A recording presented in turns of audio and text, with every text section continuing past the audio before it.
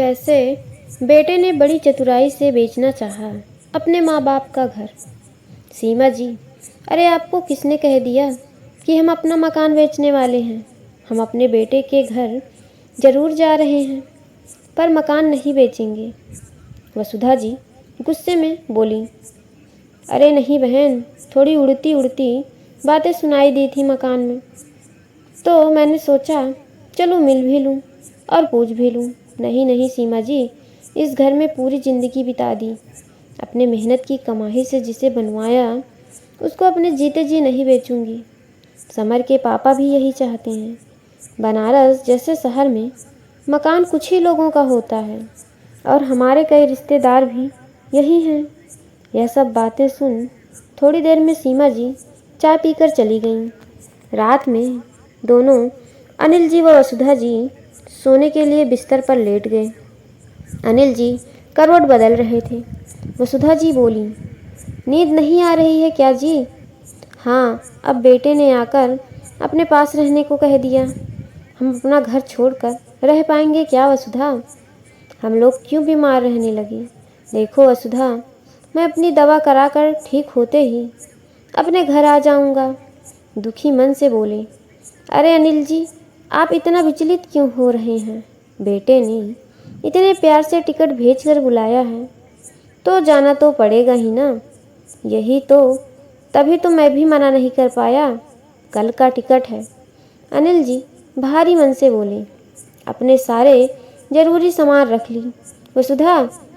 थोड़ी देर में अनिल जी ने पूछा। हाँ रख लिया, और अपने लड्डू गोपाल जी भी।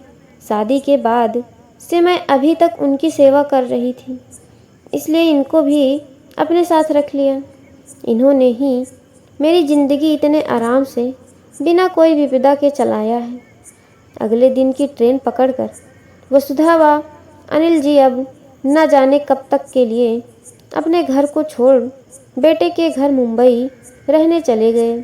समन ने मुंबई शहर में एक 3 कमरे का फ्लैट ले रखा था।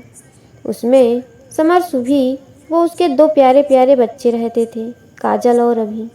जब दोनों छोटे थे तो साथ साथ रहते थे, पर अब गेस्ट रूम खाली रहने से दोनों ने एक एक कमरे के ले लिए थे। सुभी 9 साल की काजल को बोला कि मैंने तुम्हारा सामान अभी भैया के कमरे में शिफ्ट कर दिया है और अब तुम हमारे कमरे में आकर रहना। पर मम्मा, अब तो मैं बड़ी हो गई हूँ, मैं कई महीनों से वहाँ रह रही थी। कोई बात नहीं बेटा, अब आपके दादा दादी रहेंगे वहाँ, ठीक है? हाँ मम्मा ठीक है, आपके कमरे में आ जाऊंगी। काजल सुभी के साथ रहना शुरू कर दी। समर और सुभी दोनों एक ही ऑफिस में काम करते थे। वह सुबह निकल जाते और शाम तक वापस आते। घर में काम वालों की कमी नहीं थी। सफाई, बर्तनों, खाने के लिए सुभी ने काम वाली बाई लगा रखी थी। बेटा बहू के ऑफिस जाने से तथा बच्चों के स्कूल चले जाने से अनिल जी व वसुधा जी को शुरू शुरू में तो ठीक लगा, पर कुछ दिनों बाद उन्हें अपने पड़ोसियों, घर तथा शहर की बहुत याद आने लगी। बड़े शहरों में लोग ज़्यादा बिजी होने से आसपास के लोगों से मिलने नहीं आते। यहाँ यही लाइफ स्टाइल है, अकेले रहना पड़ता है। बहुत ही खालीपन लगता था दोनों को। बेटे समर को कुछ दिनों में उनकी मायूसी का अंदाज़ा हुआ।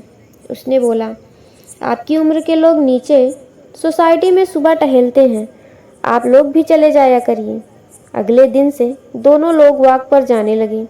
धीरे धीरे उनके दोस्त बनने लगे तथा उनका मन लगने लगा। एक दिन अनिल जी अपने कुछ दोस्तों को लेकर घर आ गए। समर घर से ही ऑफिस का काम कर रहा था। उसने देखा कई लोगों को पापा लेकर आ गए हैं घर पे, और सब बहुत शोर गुल कर रहे थे, जिससे उनको उसका ऑफिस के काम करने में तथा बच्चों की ऑनलाइन पढ़ाई जो चल रही थी उसमें दिक्कत होने लगी। उसे यह बिल्कुल भी अच्छा नहीं लगा। 2-4 बार ऐसे और होते ही उसने पापा से बोल दिया, पापा आप इन लोगों से नीचे ही मिल लिया करें, ऊपर लाने की कोई ज़रूरत नहीं है। यहाँ कोई किसी को अपने घर नहीं बुलाता। पर बेटा, अब ऐसे ही तो हमारा समय बीतेगा। जब हम उन्हें बुलाएंगे तभी तो हमें बुलाएंगे। नहीं पापा, यह सब छोटे शहर में ही होता है।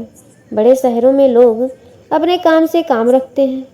वैसे भी बनारस में आसपास सारे अपने रिश्तेदार होने से वह अक्सर आकर मिल लिया करते थे। आपको लोगों से जितना मिलना है आप नीचे ही मिलें या फ़ोन पर बात कर लिया करिए। समर इस तरह से उखड़ कर बोला। अनिल जी व वसुधा जी को बिल्कुल भी अच्छा नहीं लगा। उस रात वह दोनों ठीक से सो नहीं पाए। उन्हें लग रहा था कि उन्होंने यहाँ रहने के सोच के लिए कुछ गलत तो नहीं कर दिया। उनका मन किया कि जल्द अपने घर चले जाएं, पर सोचा कि अभी कहेंगे तो बेटे को बुरा लगेगा। वसुधा जी का भी मन कम लगे, ना करने का कोई काम, ना किसी से मिलना जुलना, बस फ़ोन पर ही अपने रिश्तेदारों और दोस्तों से बातों में लगी रहती। एक दिन फ़ोन पर बात कर रही थी, सुभी ने सुन लिया। बाद में उसने भी टोकते हुए बोली, मेरी घर की बात आप किसी को भी न बताया करें। वसुधा जी भी मायूस रह गई। बहुत बंधापन व अनजानापन लगने लगा था उस घर में। ऐसा लगा कि खूब सुख सुविधा तो है, पर अपनी इच्छाओं पर किसी ने लगाम लगा दिया है। तभी एक दिन लैंडलाइन पर बनारस जहां उनका घर था वहां से फ़ोन आया। सौभाग्य से समर के व्यस्त होने से अनिल जी ने फ़ोन उठा लिया। फ़ोन करने वाले ने बताया कि मैं प्रॉपर्टी डीलर बोल रहा हूँ। आपके मकान के बहुत अच्छे दाम मिल रहे हैं समर जी। मैं अनिल बोल रहा हूँ, समर का पापा। प्रॉपर्टी डीलर ने बोला, मुझे समर जी से बात करनी है। अनिल जी बोले, कौन से मकान की बात कर रहे हो? अरे जो लहुरा बीर पर है। समर जी ने बोला था, कस्टमर ढूंढने के लिए बहुत ही मोटी पार्टी मिली है। सुनते ही अनिल जी को मानो काटो तो खून नहीं, उनकी जान बसती थी उस मकान में। उन्होंने तुरंत गुस्से से तेज आवाज़ में बोला, नहीं, हमें कोई मकान नहीं बेचना, कहकर फ़ोन काट दिया। उनकी तेज आवाज़ से समर व वसुधा जी दौड़ते हुए आए। क्या हुआ पापा? अनिल जी की सांस फूलने लगी। वह वहीं निठाल सोफे पर बैठ गए। बताइए किसका फ़ोन था पापा? समर भी घबराहट में प्रश्न पर प्रश्न किए जा रहा था। वसुधा जी दौड़ के पानी लेने गई। पानी पीने के बाद अनिल जी ने अपने को संभाला। पापा कैसी तबीयत है? अनिल जी थोड़ी देर बाद गहरी सांस लेते हुए बोले, मैं बिल्कुल ठीक हूँ। पापा किसका फ़ोन था? प्रॉपर्टी डीलर का। मकान बेचने को तुमने बोला है? मैं अपने जीते जी उस मकान को नहीं बेच सकता। मुझे अब जाना है अपने घर। बेटा हमारा टिकट करवा दो। वसुधा जी भी बोली, हाँ हाँ बेटा, कई महीने हो गए, कुछ दिन वहाँ पर भी रह आए। तेरे पापा की तबीयत भी दवा से बहुत बेहतर हो गई है। अब हमें जाने दे। समर ने कहा, आप लोग यहीं रहिए ना। नहीं बेटा, फिर आएंगे, अभी हमें जाना है, कहे अनिल जी और वसुधा जी के आंखों में आंसू आ गए। अरे पापा मम्मी, आप लोग इतने मायूस मत होइए। मैं आज ही आपका टिकट करा देता हूँ। मुझे लगा अब हम लोग साथ ही रहेंगे तो हम मकान बेच दूँ। समर अपनी बात की सफाई देते हुए बोला। अनिल जी फिर गुस्से से बोले, मुझसे पूछे बिना? पापा के इस भाव को देखकर समर को अपनी गलती का एहसास हुआ। उसने बोला, माफ़ कर दीजिए पापा, मुझसे गलती हो गई। अनिल जी की वह मेरी और मेरी माँ की खून पसीने की कमाई का बना हमारा एक खूबसूरत सपना है। उसे तुम हमारे मरने के बाद ही बेचना, अभी नहीं। समर आंखों में आंसू लेकर गिड़गिड़ाते हुए पापा के पैरों पर आ गया था। फिर बोला, माफ़ कर दीजिए पापा, आगे से ऐसी गलती कभी नहीं करूँगा। ठीक है बेटा, पर अभी तो हमें जाना है, हमें अपने घर की याद आ रही है। समर ने अगले हफ्ते का उनका बनारस जाने का टिकट करा लिया। आज बहुत ही खुश थे अनिल जी व वसुधा जी।